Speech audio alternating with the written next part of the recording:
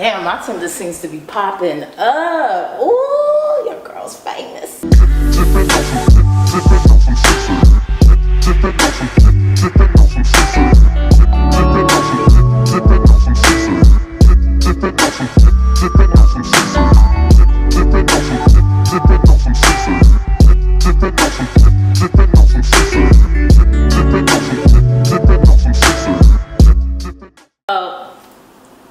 This is about dating and relationships and things of that nature. And you know what? I'm going to also add another thing. Last but not least is that I celebrated 3 years of celibacy. In July, I was celibate for 3 years after having a really difficult time. After like a very bad sexual experience 3 years ago. I was like, I don't want anybody touching me. And that's really a fact. And I really had to reevaluate like who I am, what I really want, and to basically shed and release all the bad sexual experiences that I had. Forgive the people who have hurt me, heal the trauma, the sexual trauma that I had, and things of that nature. So, definitely I did it based off of fear at first, and just trying to like protect myself, and I was doing that for a long time. And yeah, so that was 3 years. And now, yeah, I'm not celibate, but I'm not having sex either. Now it's just like I hit that mark. I don't even think of it as an accomplishment anymore, but I'm just grateful for the fact that I like healed myself and healed certain things. And we're gonna talk about that in the lessons. But the last one, and also includes it too, because it's kind of the reason my celibacy broke. But actually, my other bucket list, it's literally a bucket list, is that I dated a woman. I've always been queer. You know, people don't know much because I don't talk about it, not because I am ashamed and things of that nature, even though I'm still exploring things, but more so is that I kind of like to keep my romantic life private and things of that nature, regardless if it was with a man, a woman, a non-binary person. I don't give a shit. I just don't think like it. I'm just not the kind of person who will like blast it out to the world, right? So anyways, I had my first experience, my first dating experience, loving experience with a woman, and it was definitely topsy-turvy. And that's just because we were just not compatible. But I learned so much from her, and I learned so much from the experience, and I'm grateful for that. So that is definitely an accomplishment, because I was very scared to dip my toe into the gayness that is me, that's been hiding in my soul. The lessons of 2018. So we talked about celibacy. We talked about me dating a woman for the first time. Might as well just delve into one of the biggest lessons that I learned in 2018, which is about my sexuality and what I want in a relationship, and what I want and at this time. So I grew up as a goody two shoes. I grew up with an environment, definitely a cis heteronormative environment, and a girl was confused, but I wanted to make sure I wanted to like, make my parents proud, my community proud, all these things proud. So when I grew up into college and stuff, I was struggling with my sexuality. No, real well, when I look back in the past, even when I was a child, like, your girl was a little gay, okay? Like, gay tendencies was all over, And I pushed it down, I pushed it down. I was like, oh, that's just a phase and things of that nature.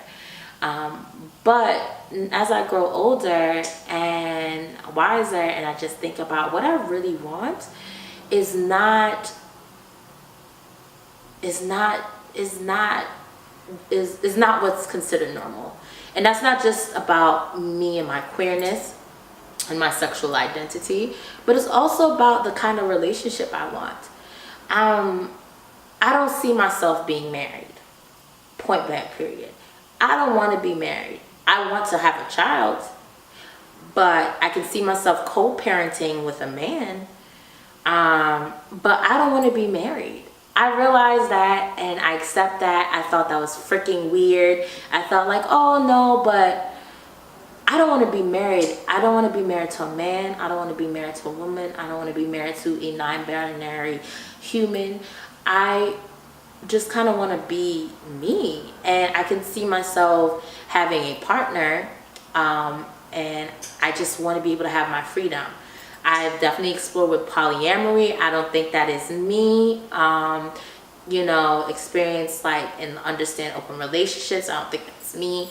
But all I'm saying is that I don't want to be married.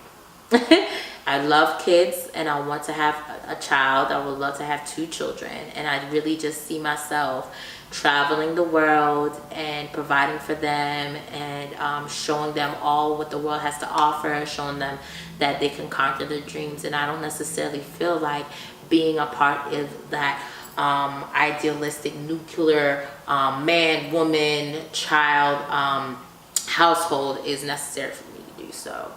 And even if we can do it, queer it up a bit and be a woman, child, it doesn't matter. I don't give a shit. I don't want that, and I don't see that for myself.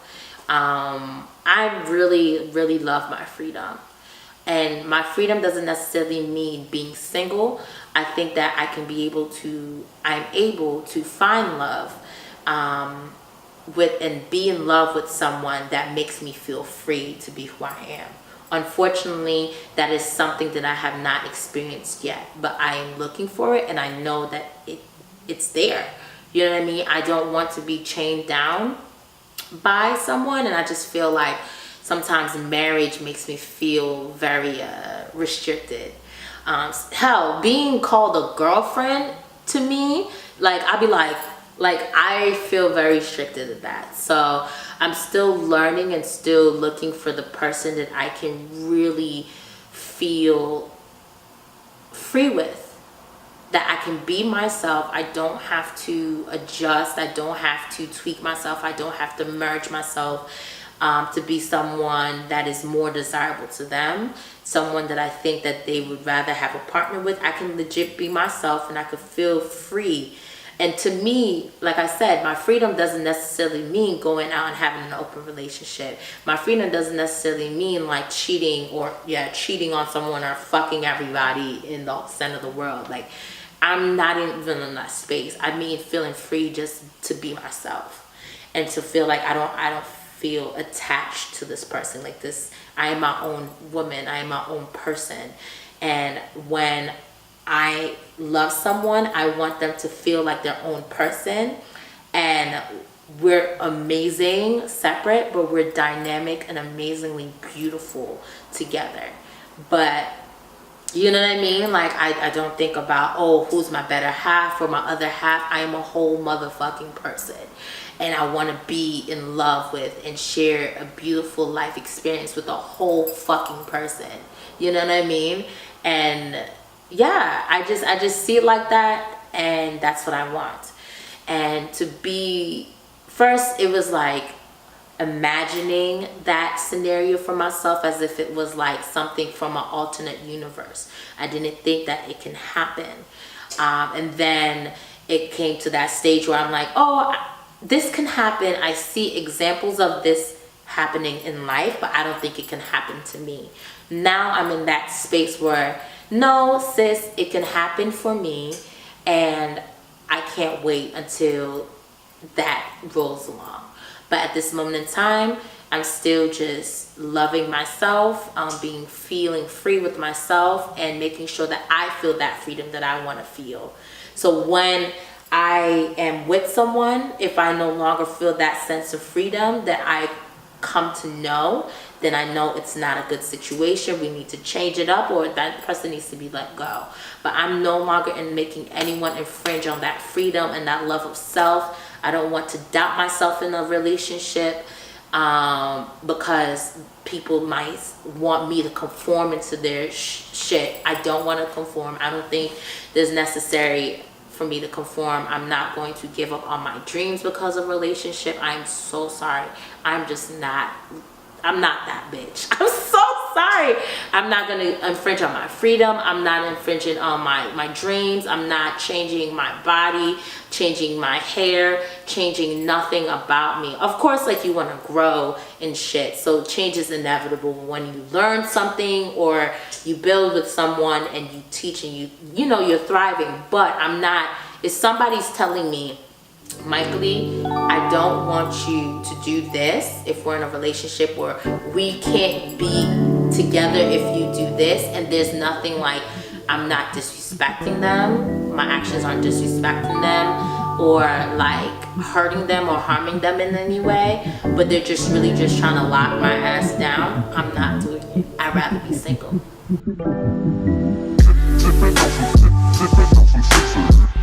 Different